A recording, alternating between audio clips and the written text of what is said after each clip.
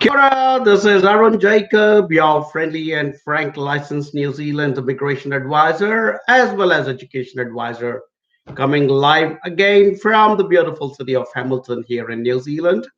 Another week, another day, another new haircut, and same old friendly and frank licensed immigration advice for all you beautiful people who would like to consider coming to New Zealand either on a temporary basis or on a more permanent basis. My team and I are wonderful, my wonderful colleagues at HJV Global Services. We are here to ensure that all of you have a good, clear pathway and information and services into creating a future for yourself and your family here in New Zealand. So that's what AJV Services is all about. We are a company based here in New Zealand, owned and operated here by Kiwi. And yeah, it's been a beautiful experience for us to promote New Zealand as a destination in this ever increasing competition for global skills and talent. So yeah, it's been pretty good for us, and we've always worked with the ethos that we're going to keep the interests of New Zealand very high up in our priorities, followed by the interests of our clients to ensure that the clients are never ever being shortchanged in our pursuit for profits. Those kinds of tenets are very strongly in place for us, which is that we will uphold the interests of New Zealand and we will uphold the interests of our clients. So, yeah, as every week, I'm going to start off by sharing my details of my license issued by the Immigration Advisors Authority of New Zealand, which is a government department which was set up under a special act to ensure that only people with the right kind of background and skill and knowledge could give information about migrating to New Zealand. So yeah, I'm privileged and honored to be one of the licensed immigration advisors for New Zealand, around the world. And today, incidentally, two more of my colleagues are starting their course as well. For us to be able to get that license, we will need to do a course of study in immigration law of New Zealand, and then we also have to undergo police verification and a few other steps before you are actually granted a license to practice as a licensed immigration advisor for New Zealand. So, yeah, two more of our colleagues, Tanua and Virginia, who are both, by the way, ex-immigration officers, are have started their course today. And today I will start off by wishing them both of them the very best. And we already have two other licensed advisors in the company in the form of Mary, my senior colleague, who is also a licensed advisor, and she comes live on every week as well.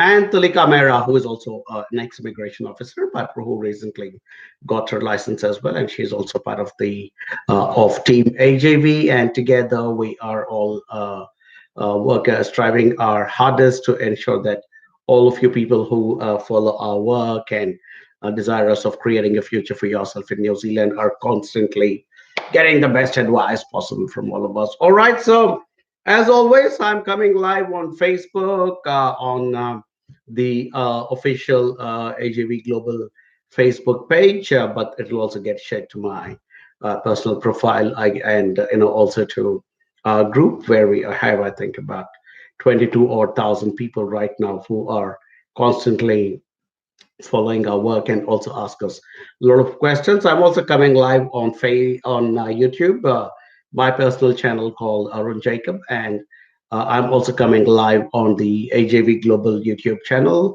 So yeah, it's good to come live, and as always, coming live on Instagram through my trusted phone. In case you guys want to see how that looks, see, like, that's my smart setup of of setting up my phone on a little on a little holder, and Instagram comes through my phone, and I come live on Facebook and YouTube through my trusted laptop. Okay, so as always, I'm backed up by my wonderful team of people. We are 35 people spread across different parts of the world. interestingly, today I think we also added another team member who is now going to be based out of the Middle East. She is going to be based in Dubai, and one more of our colleagues who recently moved to the UK is going to get started back into action again. So slowly but surely, AJV Global, this Kiwi company, is expanding its footprint across the world, and we hope to service clients from different parts of the world. And at the moment, majority of our clients are coming from India and South Asia, but we've also been fortunate and privileged to work with clients from China, Singapore, Thailand, Bangladesh, in the Middle East, Brazil, Europe, North America. So we kind of been working with clients from all parts of the world, and we look forward to expanding this footprint and eventually becoming a true global organization. So yeah, long way to go. Woods are lovely, dark and deep, but we have miles to go before we can sleep. So yeah, let's get started. As always, there is some problem with my Facebook. The moment I go live on Facebook, it seems to stop the chatter of all the comments that come up. So I would request my team, my amazing team who is sitting at their desks in different parts of the world, to copy paste the questions into the Skype chat so that I can read it off from there and begin to answer. Today, before we get started, I wanted to also briefly talk to you about the entrepreneur visa, because today being Monday, when I started my computer again, I started it, and there were a lot of inquiries from different parts of the world. At least three of them were referring to the entrepreneur visa here in New Zealand. So it is definitely one of the categories of visas available for prospective migrants to come into New Zealand. But I must tell you, all of you trying to seek the entrepreneur visa, that it is not an easy pathway, and it can be quite how do I put it? I won't say problematic, but it can be quite a strenuous experience to try and prepare and launch that application with all the right credentials, with the right business plan, and so on and so forth. Because these entrepreneur category visas are actually handled by a separate team of immigration officers who are based in Wellington. Unlike other categories of visas like students and skilled migrants, there is a special team of people called the Business Migration Unit, which actually deals with the entrepreneur category visas. And yeah, so it's not an easy category. I'm not trying to discourage you from doing it, but for those of you who are keen to invest money into New Zealand, because for the entrepreneur category, you need to have a minimum of $100,000 sort of an investment, which again doesn't sound like a lot of money, but you've got to bear in mind that it's also a staggered sort of investment proposal, where the higher amount of money you're putting into your enterprise here in New Zealand, you get more point towards it. So it's quite a complicated process. It's not an easy process, and a lot of people think it's easy if we can just buy a business with $100,000 in New Zealand, and that will somehow automatically lead to the entrepreneur category. That is actually not technically correct, because this business migration unit, as I told you, will get into the details of everything about your proposal, to set it up, in what ways will it benefit New Zealand. So, you have $100,000 and you want to come and buy some small business in New Zealand and try to get an entrepreneur category visa through that. It's probably not going to be an easy thing. So my sincere recommendation to people who are considering to come on the entrepreneur visa category is, first, pay some money and have a proper one-on-one consultation with an advisor like myself, who is also a business person here in New Zealand. So it'll be good to, if we can put up a small amount of money, which is just a few $100s, really, to have an open, good chat and a lengthy chat about your background, your experiences, and then I can, during the course of that conversation, I can also look into the policies to see if, how applicable it is to you. That is the first thing you can do, is book a consultation with me, because trying to discuss entrepreneur visas can be a very time consuming thing, and frankly we are not even sure after the amount of time and effort that we put in from our side. Like my time and my effort discussing it, you might just disappear, and that's my time and effort wasted, really. So which is why we are asking you, requesting you to book a consultation session for a few $100s, and it will also demonstrate to me your seriousness, that okay, here's this individual willing to put up a very small amount before he or she is willing to make a very large investment into New Zealand. So it also demonstrates to me the seriousness with which you are looking at becoming an entrepreneur here in New Zealand. So that is, you can opt for step one. Once we do that, I would say step two should be that you must actually come to New Zealand for a couple of weeks. And once we talk and establish that rapport, we can also set up an agenda for you. And depending on which particular industry your interest is, we can set up appointments for you and get you into New Zealand, help you with your visitor visa and or your business visa to be able to come in, provide all the supporting documents. So that should be your step two, to actually come into New Zealand on a recce for a couple of weeks at least, and get a feel for what the business atmosphere in New Zealand is like, and also meet some people from the industry which you propose to be involved with, and also have a chat with me and my team as immigration advisors, and we can kind of get into the nitty gritties of what could be the potential challenges. And then last is, once step one and step two are completed, and you're convinced that New Zealand is where you want to put your hard-earned money and start an enterprise, yeah, absolutely, that's when you should go for it. The other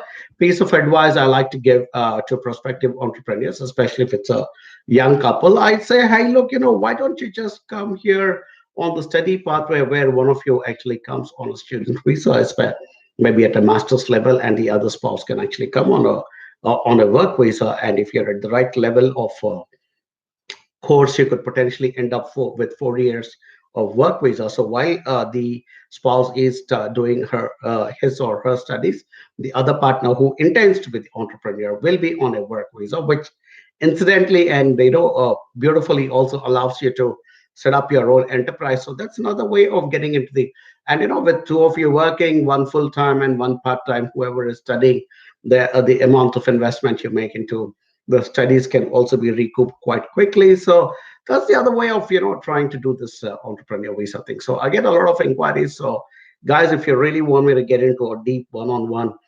interaction with you, so please book a consultation. That would be what I would strongly suggest. And once we have that initial consultation and you demonstrate your seriousness to me and to my team, and then we will create a nice logical progression for you and give you some very good and practical solutions. Okay, so all you prospective entrepreneurs out there, be willing to first pay for a little bit of my time.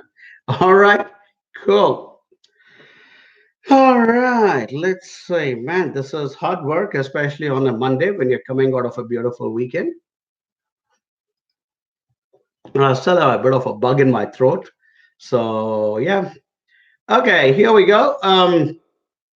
So the first question is from Chetan Surya. Hi, Arun. I'm AJB client after completing PG or master's degree. Do we need to write the general IELTS exam again for PR? Good question. The Yeah, okay. So if you do complete a course here in New Zealand, Chetan, there may not, especially at the PG or the master's level, there may not be a requirement for you to write the English test again, because when you do a postgraduate level course here in New Zealand, the Immigration Department of New Zealand recognizes that you have the required skill of English. So in many instances, it won't be required again. All right, cool. Next question is from somebody who asks me how much it costs Sudanese citizen migrate to New Zealand.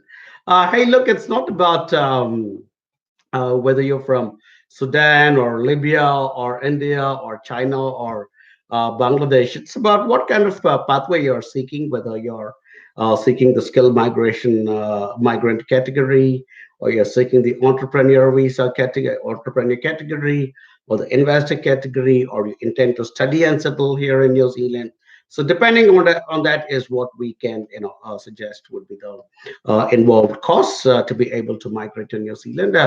Yeah, because you're from Sudan, also there will be, I think, a bit more of scrutiny of your application, because the government of New Zealand and the immigration department of New Zealand does identify people from certain countries to be of high risk in terms of their ability to move into New Zealand. So there might be, a slightly longer period of time as well in the processing. But I'm not saying that you will not get a visa. I'm just saying that citizens of particular countries are flagged as high risk, so the process might be slightly longer. But the cost really, just to answer your question, will depend on what kind of pathway you're seeking. All right, cool. Next question is from Umar Issa, and he says, shared his number.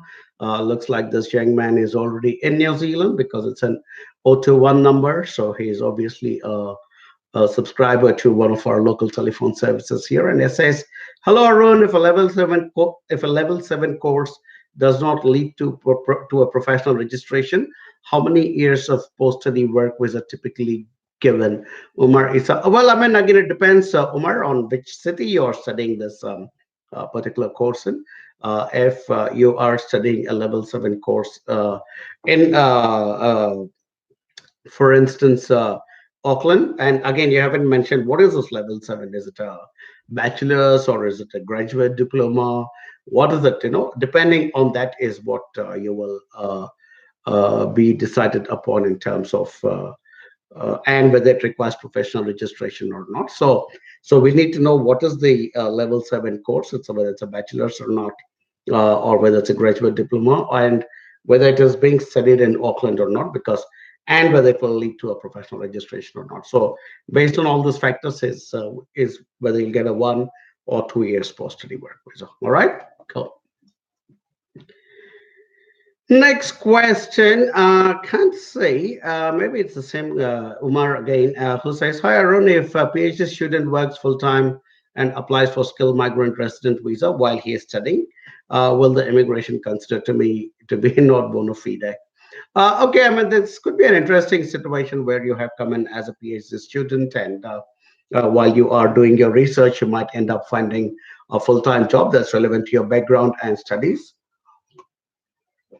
and you might actually decide to let go of your PhD and apply for a resident visa. So as long as the documentation is all in place and it is a legitimate application for a resident visa, I don't think that Immigration New Zealand will have any issues about your bona fide. All right, hope I've answered that question. Okay, Nathan asks, is it possible for me to go for higher studies in New Zealand if I have 12 back papers? Okay, backlogs. Okay. Right now, the problem with that is, Nathan, that you might be considered as somebody who's not a serious student, unless and until there was a legitimate reason why you had so many backlogs in your past studies, where you're not well. Was there some personal issues in your house? Did something else happen?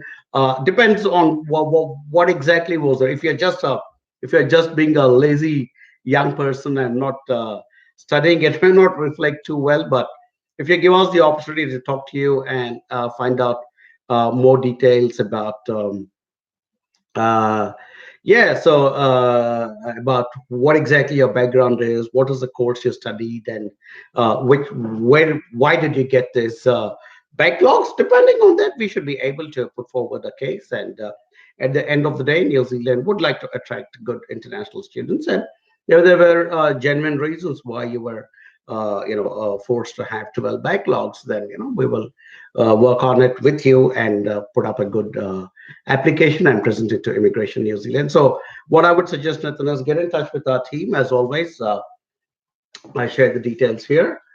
Please get in touch with our team. And if you guys are based, you can contact either our India team or our New Zealand team. And those are all the contact details for both these offices. I think it comes as a mirror image in Instagram, but hopefully it is fine on Facebook and YouTube. But just give us a call on this toll-free number there, or just send us an email. And if you're like to contact our New Zealand team, just contact on our toll-free number in New Zealand, or on our uh, email address for the New Zealand team. And my suggestion to all of you is to stick to that office, so that AJV team that is closest to you in your time zones, because that will make it easier for you to be able to get information. Because it's only I'm probably the only AJV employee in New Zealand who sits up and works late, but the rest of the team closes their work at 5 o'clock and pretty much goes home. So if you're waiting for an answer from the New Zealand team, you might have to wait 24 hours, as against working with our Indian team, which is, for most of you, I think would be a quite a convenient time zone. And once our new employee comes up in the Middle East, and hopefully our other colleague in UK also kicks into action, then hopefully we will begin to cover more and more time zones. All right.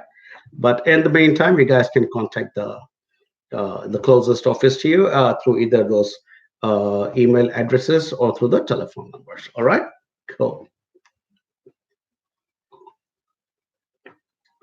Sushil Varghese asks, "Can I get your Dubai number?" All right, Sushil, I know we would love to share that number with you, but our new colleague who's going to be based in Dubai is starting only from the 28th of October.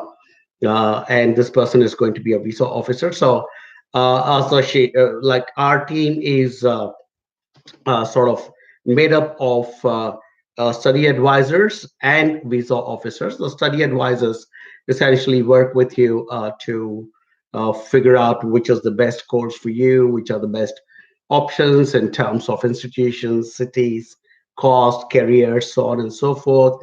And then they advise you about all the if there are possibilities of any scholarships and stuff like that. And they're also happy to discuss after checking with the licensed advisors in the team about any particular legalities in terms of the immigration law side of things. And our visa officers by and large take over after the admission is procured, and then you move into the visa process. So the person we're going to have in Dubai is actually going to be a visa officer. I'm sure she'll be capable of answering other questions. But in the meantime, Sushil, because if you're just starting your inquiry with us, I would say just share your number so that our team from India or New Zealand can get in touch with you and give you the proper advice in terms of what courses and all that stuff. And we would rather have somebody a bit more experienced speak to you initially, and then the new person can take over while she undergoes her training. All right, cool. So Chanchal Saroha Sandhu says, "Hi sir, this is Chanchal from India. Shared the number. My husband is a permanent residency holder. We applied for GVV category in February 2019 and got declined on 25th September 2019, saying that I'm not a bona fide applicant and I have not submitted my current employment evidence, as I was only working to get my mind rid of from this visa delay. I don't have any proof of employment. What should we do now? Please help me, sir. I have watched your last video about declines of GVV. You said that you have solution for this and you're welcome to come to you. Please be in touch, as I'm not able to call you from India, and you've given your contact number. Hey, Chanchal, first of all, very sorry to hear about your visa decline. There have been quite a few visa declines, to be honest, in the recent past of partnership category. And I think what Immigration New Zealand is doing is kind of tightening up on the partnership category. And it's only fair because as a department that safeguards the borders of New Zealand, and they have the responsibility of ensuring that only bona fide applicants are able to enter into New Zealand. So it's not like they are having any kind of a grouse against partners at the moment, but they're just tightening up their systems and processes a little bit. So we don't know the extent of what were all the documents that you presented, Chanchal. So what I would suggest is that we will have one of our colleagues in India called Neha Sehgal. Neha is going to get in touch with you. And Neha is, by the way, an ex-immigration officer who has got a lot of insight into how partnership cases are dealt with. She'll gather all the information and then discuss with one of the licensed immigration advisors in the company, which is myself or Mary or Tulika. And based on that, we will then take a call whether we can actually take up your case and fight it one more time and present it one more time. And I mean, it's not like we guarantee any solution or outcome because eventually the outcome of a visa application rests with the immigration officer. But if we believe that you were a genuine applicant and that your case was not presented properly, and if it could have been dealt with better, then we will certainly take up your case and we will fight it and hopefully reunite you with your husband. All right. So do look forward to a call from Neha today. Please share all the information with her, and Neha will then discuss it with yeah, one or all the licensed immigration advisors in the company, and then we'll come back to you with a suggestion on how to take this forward. All right. Thanks, Chanchal. Okay. Amit Rambani says, hello, sir. I'm Amit Rambani. I'm an AGP client. Sir, my partnership visa is pending. It's been more than 3 months, sir. Please share your views regarding this. Thank you. Hey, Amit, good to say hello to you. And always a pleasure and a delight to say hello to our own AGP clients. By and large, these sessions are absolutely meant to talk to our own clients and to our own students and our, the partners of our students and all the people from the AJV clientele. So Amit, the Immigration Department of New Zealand decided to shift all the partnership cases. Earlier, they were being dealt with, I think, in the Mumbai office, but now there was a decision made to shift them all to the Hamilton office here in, excuse me, New Zealand. I mean, same city where I live. In fact, our office in Hamilton, New Zealand, is in the same building where Immigration Department of New Zealand has their office as well. So all partnership cases are now being shifted to Hamilton, Amit, and because of this move from one office to the other, and also because there was a pretty big backlog of applications that had built up already, they are trying very hard to move these applications as fast as they can. In the meantime, of course, all we can request you is to be patient. I understand it is probably not very easy for people to be separated, but hey, look, what's a few months in the longer picture, which is what you intend to paint here in New Zealand. So please be patient, hang in there. And the moment we come to know who the visa officer is to whom your application has been allocated, then we can start putting up a little bit of gentle pressure. But before your case is allocated, there's really nothing we can do because for a visa application to be allotted to a visa officer out of turn is normally not done unless until there is some seriously trying situation for that particular couple. But if there is not, then immigration department just comes back and says, hey, look, just wait in queue like everybody else. And being a government department, obviously, you can't push it too hard because at the end of the day, we have to respect their timelines and their processes as well. But I'm sure it will come through sooner than later, Amit. Okay, and thanks for choosing HAV. I wish I could say that we can make it faster, but like I said, there are certain things that we can do, certain things we cannot do, and one of them is to ask for an out-of-turn allocation of any cases, unless and until there's a real emergency. All right? Okay, Amit, thanks for that. Ritika Bhatia, sir, my question was not typed correctly in spite of being living for a long time, having kids. Immigration is not satisfied as genuine and rejecting visas. Can you provide your valuable suggestions? Okay, so Ritika, I think immigration looks at partnerships from two distinct angles. One, whether that partnership is genuine, and it's not always that you have to be married. It has, there are, they also accept de facto partnerships as partnerships. So the first aspect is they have to be convinced that it is a genuine partnership. So somebody just getting married and saying, "Hey, look, I got a marriage certificate," uh, is sometimes probably not good enough yet, because you might be genuinely married, because that's when the second facet kicks in, which is living together and the interdependence. So is it just married for the sake of being married, or have you actually lived together and established a life together is another thing. Because you say that, your line of questioning seems to be that, hey, look, we have kids, but so that in itself is not an indication that a couple has been living together, Ritika. As you would know, that is, especially a lot of these people who go and work in the Middle East countries, they get married, and practically within the first 1 month of their marriage, they go back to their jobs in the Middle East, and the wife stay back in India or wherever. And in the first month of after marriage, sometimes, they do conceive a child, and then the child is born. The father comes once a year or twice a year, spends a couple of weeks, and then goes back again while the child is growing up separately with the mother. So that really, as per the immigration description of a relationship, will not hold water, because they haven't been living together.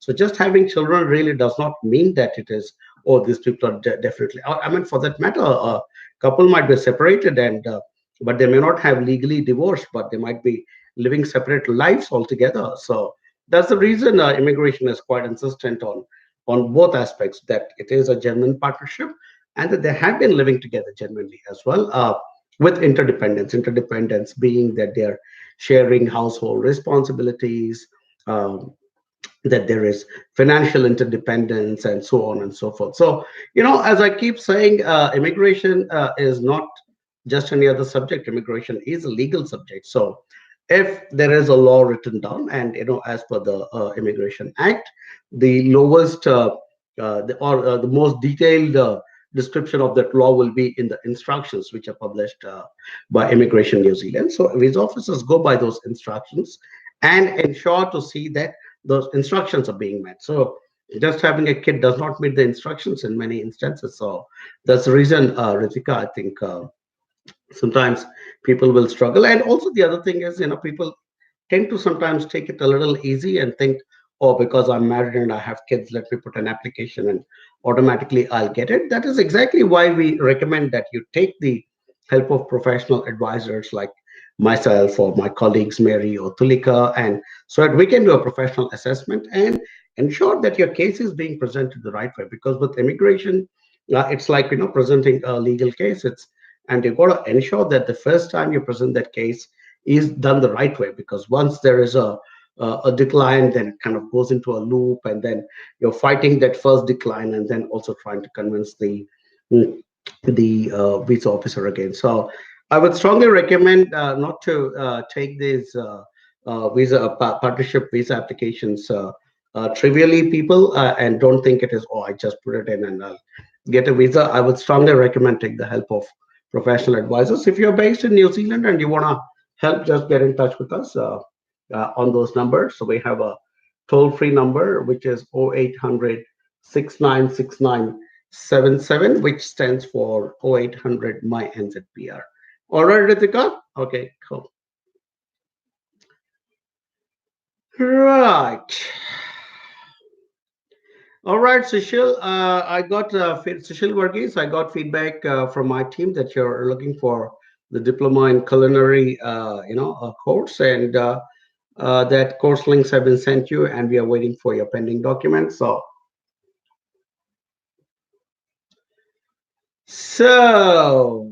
that we can get started on your thing. And Ritika, I also have some feedback from some of my colleagues who are wanting to verify whether you have already launched your application through another licensed advisor, and that you have questions in practically every session, but whether we just want to confirm that you're not working with another licensed advisor. And If you're working with another licensed advisor, then it's fair that you go back to this person and take advice, because you will otherwise get confused between advice from two different advisors. So if you are already working with another licensed advisor, strongly recommend you go back to him or her and take further advice. If you're not launched your application to some other advisor and you're still looking at wanting to hire the services of a licensed advisor, do get in touch with us and we'll be happy to take it forward. All right, cool. Okay, Samon Raj. Okay, so Sam says, hello, I'm an Ayurvedic doctor. Do I have any chance for masters? Okay. Good question, Sam. Yeah, potentially you could get into a master's in, health related field, because Ayurvedic doctors are, also health professionals, and you could be involved in the health sciences sort of an area.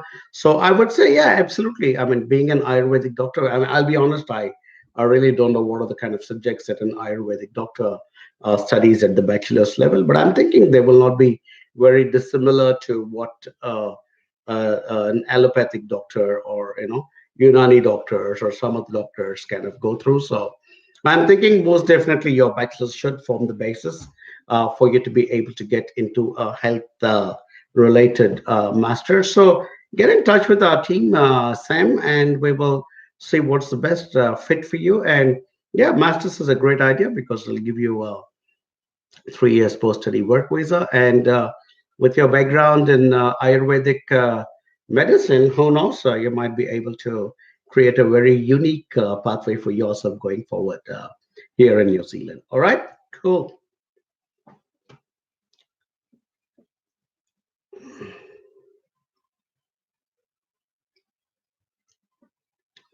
Ankit Wagela, our wonderful AJV student, says, hi, Aaron. Nice to get the email about AJV's Wellington meetup. Unfortunately, it is within my working hours, but we'll try to convince my employer for sure. Absolutely, Ankit, it will be awesome to meet you. I am planning to come down there with two more of my colleagues and spend some time with all you guys and girls in Wellington, all the AJV family, AJV Fano. I want to get together with all of you along with two of our colleagues who are also planning to.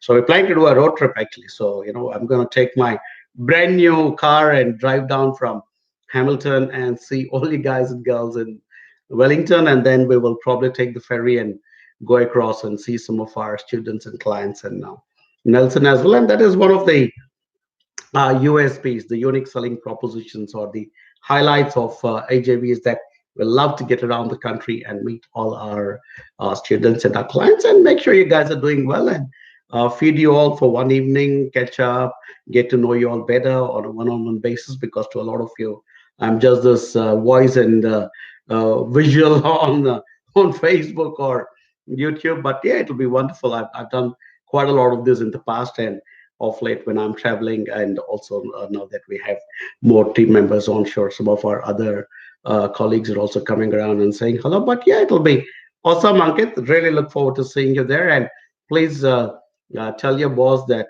it's an evening for the AJV Fano, and I'm sure he or she will understand. And it's anyway in the evening, Ankit. So I don't know how it will clash with your work timings, but yeah, it's in the evening, so hopefully it's after your work. Okay, look forward to meeting you and the rest of our AJB students. That'll be wonderful. Let's all get together, eat some food, have some beers, and just talk and get to know each other better. And while I'm there, I'll also be happy to share some more information. Okay, cool. All right, Ahmad Mahfouz. Which city is the best for food engineering students and also good job opportunity available there?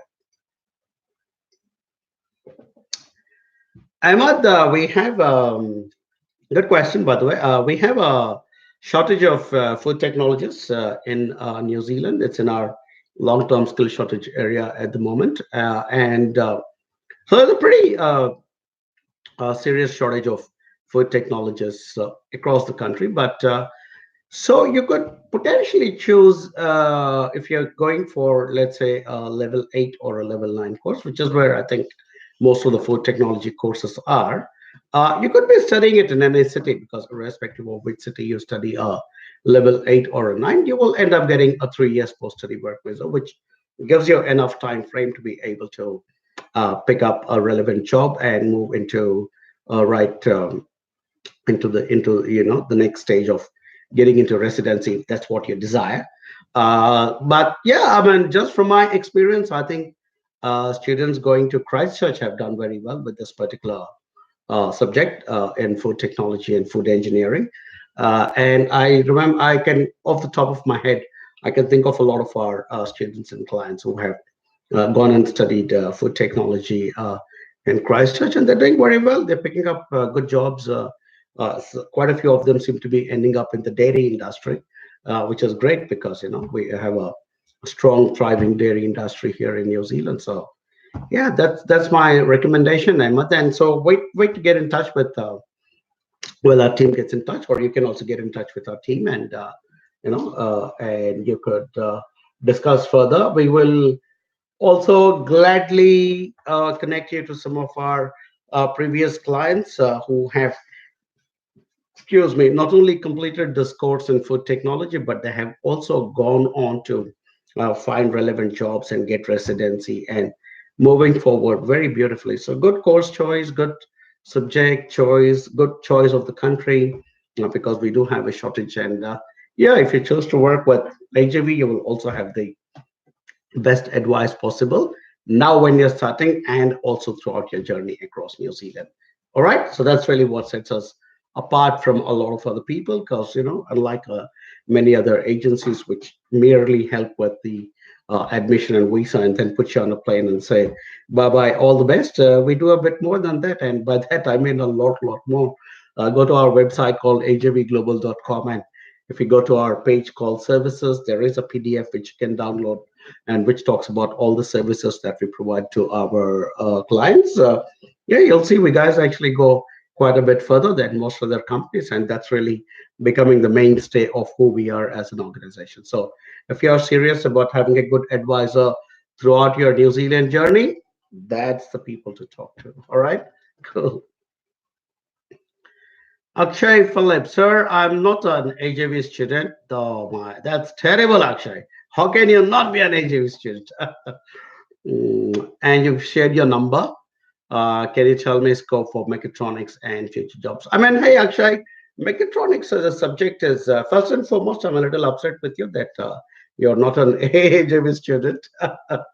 Maybe you should change your mind and come back and become an AJV student because now you sound like a smart guy going for a course in mechatronics, which I think is one of those beautiful subjects, which is that synthesis of mechanical and electronics. And yeah, I think we are technically essentially talking about robotics and that kind of exciting stuff here. So yeah, excellent scope for future jobs in this particular area.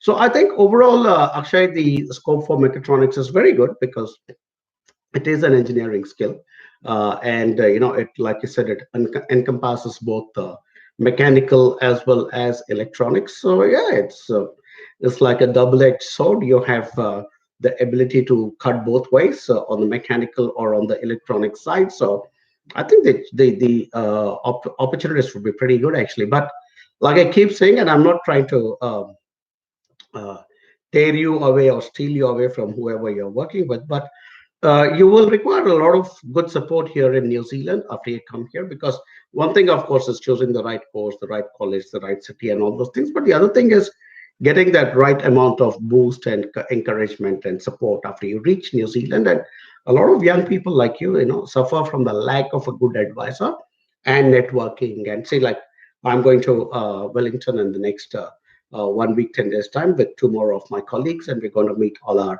students, and wherever possible we create instant networks and help them and give them that confidence, and we provide them with templates of CVs and cover letters, and where possible we are also kind of trying to network them with senior students who have already done these courses and moved on. So that's the kind of advantage you can have, Akshay. So if you are keen about a good future here in New Zealand, I would strongly suggest that you consider working with AJB. And yeah, we would also be delighted to work with smart young people like you, and especially going for good opportunities like mechatronics, where the opportunities are good, but like I said, you will need to also get a lot of support, and more than support, it's also the immigration advice, which we provide a lot of free immigration advice to our students, because you might end up getting a job after you complete your course, but if it is not good enough for you to move to your next visa, I really don't see the point of taking it. So that's the kind of advice we also provide to our students all along their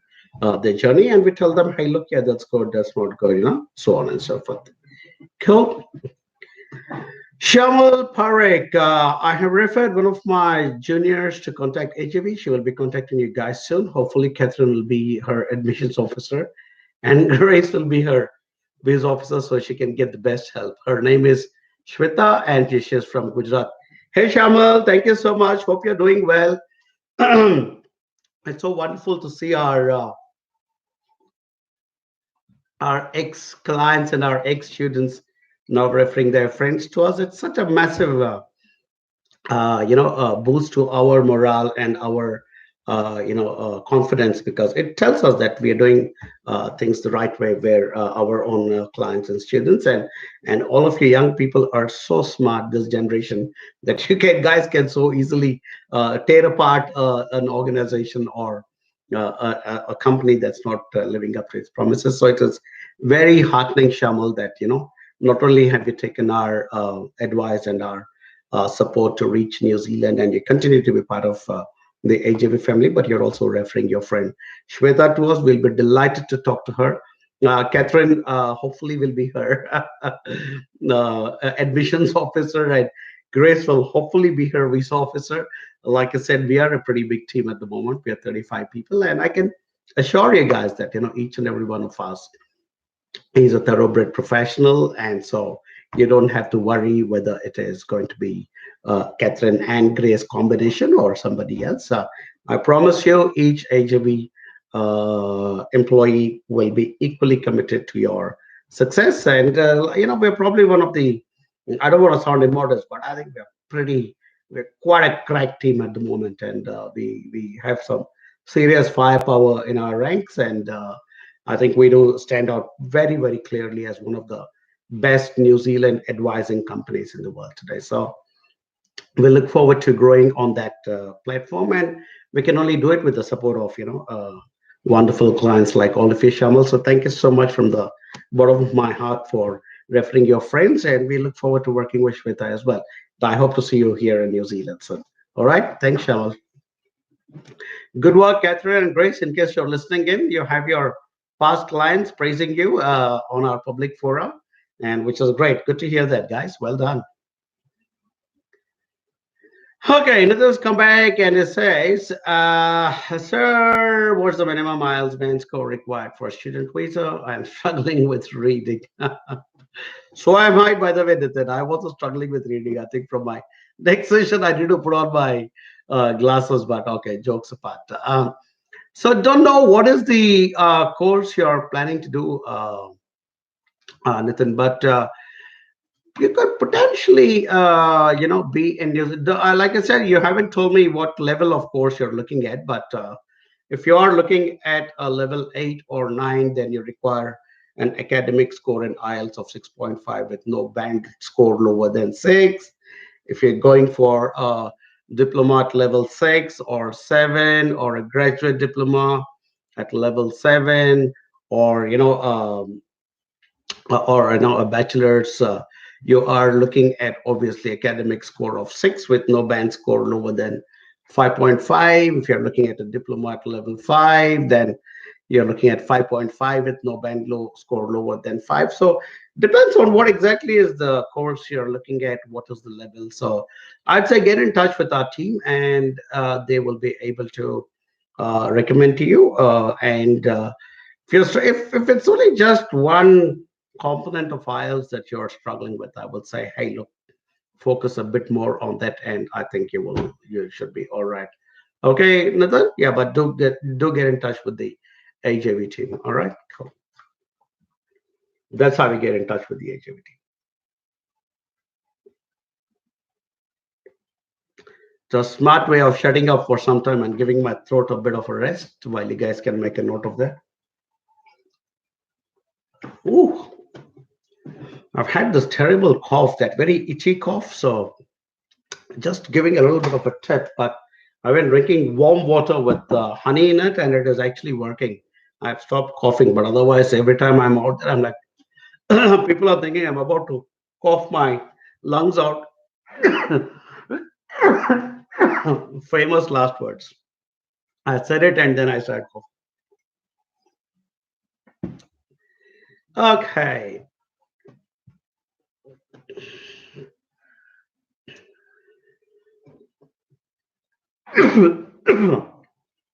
Dhruv N asks, I'm an AGV student, wanted to know about coming to New Zealand for LLM and how I can enroll in bar and start practice the codes. Hey Dhruv, first and foremost, thank you for choosing to be an AGV student. Much appreciated. It sounds very cool when you guys and girls write down saying, I'm an AGV student. It feels very, very good here and here uh, to to read that. And yeah, it looks sounds very cool. So anyhow, coming for a master's in law, good idea. I think it's a great idea. And how I can enroll in bar and start practicing the course. I think Dhruv, once you complete your master's in law, I think there would obviously be a reasonably straightforward process. Again, I can't claim right now to know exactly what is the process to enroll with the bar and start practicing in the course. So in the court, so I would say once you enroll into the course, you would more than likely be able to talk to and interact with your tutors, your lecturers, fellow classmates, and at the LLM level, I'm thinking there will be quite a few practicing lawyers and barristers who will also come in for doing a master's level course. So I'm sure you'll pick up adequate knowledge along the way. But worst case scenario, if nobody else is helping, once you land here, you give us a call and together we'll figure out what are the steps required to apply to the bar. I think it will be called the Bar Council of New Zealand or Legal Council of New Zealand. So don't worry too much about it. I think most of them would have an automatic progression towards the registration and and moving on to practicing. So thank you for choosing to come to New Zealand through AGV and also choosing a fantastic course like a master's in law. It's not very often that I actually come across some of our clients and students choosing to do a master's in law. So yeah, well done. Congratulations.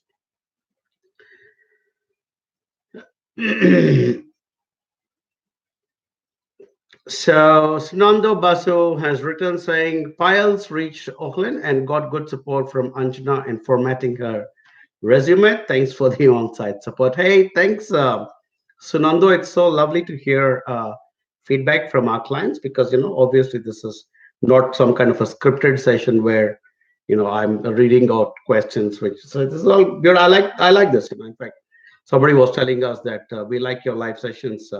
Not just mine, all my colleagues, all of us, and they said you're probably the only company in this industry who gets out week after week and sits in front of a camera and answers questions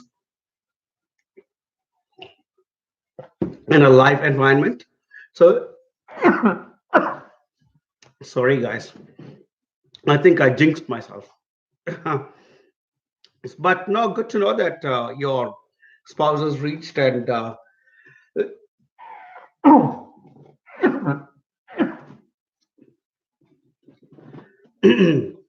that you got good support from Anjana, who is one of our.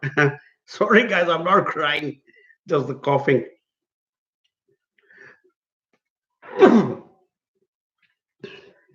So Anjana is actually one of our postgraduate students at the moment, studying at the University of Waikato, and we said, "Hey, look, why don't you come and work part time for us and help other students to settle into New Zealand?" So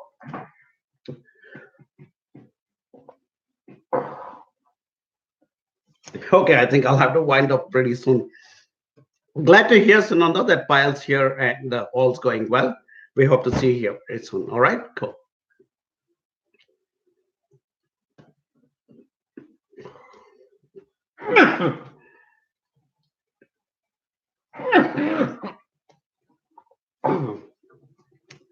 Terrible.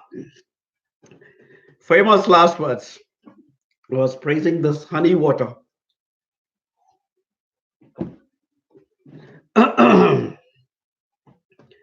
Right.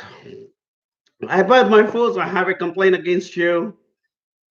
My team tells me that you only take information and don't send documents to start the process, and that one of my colleagues has been in touch with you for over 6 months. So come on, Ahmad, you've got to do better than that, my friend, because it's a give and take. It's a give and take, guys. You can't just keep on asking us questions because at some point we will, we'll call you out and say, hey, look, that you will need to move it. Okay, so let's be respectful, guys. We come week after week and give so much of good, honest, simple, straightforward information. Even if my throat is giving up, see, look at us with we sit here and try and clear your doubts. So yeah, but it'll be good, Ahmad, and everybody else who's thinks that we are good to come forward and start working with us.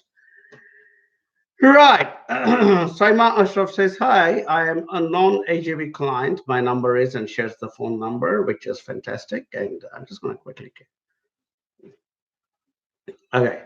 So, and says, I got to know about AJV through YouTube platform and have watched a couple of videos of Arun and Mary. You people are doing great. Thank you. Well, about my case, I've consulted for a student visa with another agent. I got admission for Masters of Applied Data Science at University of Canterbury and planning for February intake. Unfortunately, I got to know about AJV after that and am looking forward to work with AJV for my spouse. I have certain query regarding my husband's career there at New Zealand. I would like to get some genuine advice from you. I've already sent an email and got a reply from Mary once. Unfortunately, I didn't get any follow-up after that. Okay. Saima, I would say right back to Mary again. And yeah, I mean, it's unfortunate that you came to hear about us after you probably started your process already with somebody else. But if there is still a possibility, talk to Mary and ask her and say, hey, look, is there a possibility I can still work with you guys? Because for us, it is important, Simon, that we work with both of you together. Because for us, when we try to, a student is coming to somebody else and then we're working with the spouse, there's a bit of a disconnect, not only for us, it's especially for you as clients. I think there will be a bit of a disconnect because it's important, for a legal advisor to know the full history and the full case, and all those kinds of things. And sometimes what's presented in your student file may be in favor or go against what's being presented in your husband's file, and so on and so forth. So purely for you as a family, I would strongly recommend get back in touch with Mary. I will also flag this to Mary. Jyoti, just flag this particular message to Mary so that she speaks to Saima straight away again tomorrow. And and let's see if we can actually work with you together so that we can make it together. But worst case scenario, if you're not able to get your student visa also done with us, then we'll more than likely be happy to help you with your spouse work visa. And yeah, we will be happy to provide some advice about what kind of careers and job opportunities he may be able to look at. Yeah, but like I said, get back in touch with Mary one more time and we will take it from there. All right. Thanks, Emma. Kunjan Jadeja. Hey, Arun, great fan of HAV. Thank you, Kunjan. That's so nice of you. Follow all three of the live sessions. Great. I'm nowadays given a name to these sessions because I compete with two beautiful women. So I'm now calling it glamour versus glamour. So I'm the guy making all the glamour. So anyhow, so you also write saying, unfortunately, I was not knowing about your wonderful work and looking to move to New Zealand. I encountered different agents and landed up wasting 4 years. and then finally applied without any agent. I really regret not finding you before applying for my husband's SMC job search visa. Hope for getting the visa soon. But if we land up there, can we meet up there? Yeah, sure. Why not? I don't see any reason. Kunjan, give us a call once you land here. That's our number. It's called 0800 696977. And yeah, I'd be happy to. So quite a few of you guys and girls tell us that you found us after you started your process. Well, too bad, but wherever possible, even if you've started your process already, give us a call, speak to us, because there is a sometimes there is a possibility that we can still work together, because and you guys would have seen that we are not poachers who are trying to take people from anybody else. But when some of you yourself realize that you potentially have a good benefit in working with a company like KGV, we'd be delighted to work with you. And so always check with us, even if you've started your process with somebody else. It does not mean that they own you. You are the customer. You are the person paying a lot of your hard-earned money towards that student visa or that course or whatever. So you have a right to choose who should be your advisor. So even if you have started your process with somebody else, do not ever hesitate to talk to us. Let's explore the possibility. And I tell you guys, I'll look you in the eye today in this live session, and we will never ever do anything that will go against your interest. Because if we realize that no, you're better off just continuing with your previous agency or company, we will advise you and we will tell you, you know what, let's not disturb this at this stage, please go back to them. But if there is a possibility and you can then get the full advantages of being an AJV client, we would certainly then let you know of what is possible, and then you can take an informed decision whether you want to work with us or continue with your previous agencies. So yeah, that's the way it rolls. Okay, cool. But hey, look, thanks for that, Kunjan, to say that you're a big fan of AJV. Yeah, it's pretty cool to get feedback like that. Thank you very much.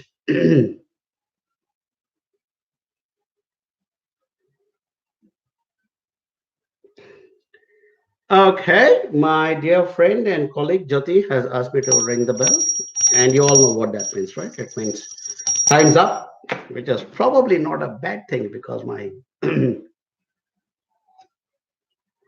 throat was on the verge of giving up, but I recovered. Pranav Uplap, I'm an AJV client. Hi Pranav, fantastic always to say hello to my AJV clients. I have heard that partnership visa processing will be moving to Hamilton from Mumbai soon. Does that mean we'll get quicker responses from INZ? Hopefully, my friend, hopefully. They have, done a bit of reorganization and tried to speeding up things and kind of get rid of that backlog, and hopefully we'll all see faster ones. All right, cool. Okay, one last okay,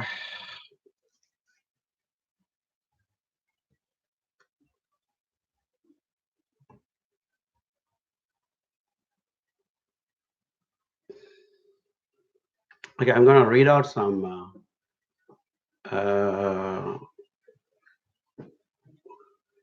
feedback about two of my colleagues. Today seems to be the day for Catherine and Grace, my two colleagues, to get a lot of praises from their clients. So Anjali Agarwal Sharma writes, I would like to put in my word of appreciation being an AJV client for both Catherine and Grace being my study and visa officer. Awesome and great work done by both of them. Grace has been extremely patient, excellent listener, and highly recommended. My number is so and so. I'm waiting for my interview call. Feeling lucky. Hey, Anjali, thank you so much for that wonderful feedback. And yeah, I agree. Both Catherine and Grace are very patient young ladies, and they also have that, ability to hang in there and continue to work towards the eventual goal of securing visas for all you beautiful people. So thank you so much for that feedback. And looks like Catherine and Grace are going to be on cloud nine today with all the feedback they're getting. So All right, last question then. I'm going to say, read out my last question is from Pooja.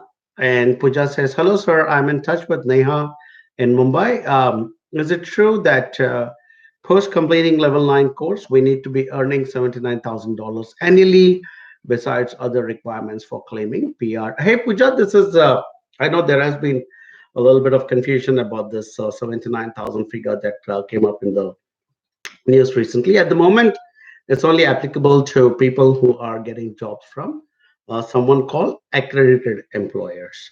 Although there is a proposal that post 2020 and from 2021, whoever is going to offer jobs to migrants should need to be accredited employers. So we will wait and watch to see whether they will make that. But I don't think it is a certainty because if they keep raising these levels higher and higher, Puja, what will happen is that the country itself may not be able to meet its quota of skilled migrants every year because as a country, and I keep saying this in each and every session of mine, it's not just your requirement to come and get residency in New Zealand, but it is also New Zealand's requirement to attract the best talent from around the world and make some of them our skilled migrants so that they stay back here in New Zealand and become residents and permanent residents and future citizens. Why? So that they establish themselves here and get into good jobs, earn money, pay taxes, and in that process, our economy keeps ticking over. So I don't think you guys should stress too much about that right now because immigration law is a fluid and dynamic field, and as it keeps changing, you will have to learn to do your course corrections as well, and that is where people like you who have legal advisors and licensed immigration advisors like us in the company. That's why if I think all of you are very, very fortunate that you're choosing to work with somebody like us because we will continue to give you a lot of free information and advice as these rules keep changing. Our advice to you will keep changing, and we will tell you, hey guys, right now the conditions have changed, so maybe this is the other way. We now got to move in that particular direction. So don't stress too much about something that's beyond the horizon at this stage. I would say continue with your plans because New Zealand will continue to require skilled migrants year after year after year. It is an absolute imperative for us as a country as well. So we can't just take such harsh strict stands where our crop of skilled migrants dries up. So but at the same time we need to be selective who we are picking, who we are choosing, and what kind of benefits we're providing them, and that we are picking the right people. Okay, so that's the way the cookie crumbles. Okay, okay. Thank you very much, as always, my wonderful viewers, my fantastic team. Sorry about that little bout of coughing. I am not dying, I promise you. It's just one of those very irritating, itchy throats that never seems to go away. So, yeah, let's hope I'll be able to get rid of that very, very soon. So, till the next time, good night, Pomarie and Kakete Ano, which is see you later from beautiful Hamilton, New Zealand. Bye bye.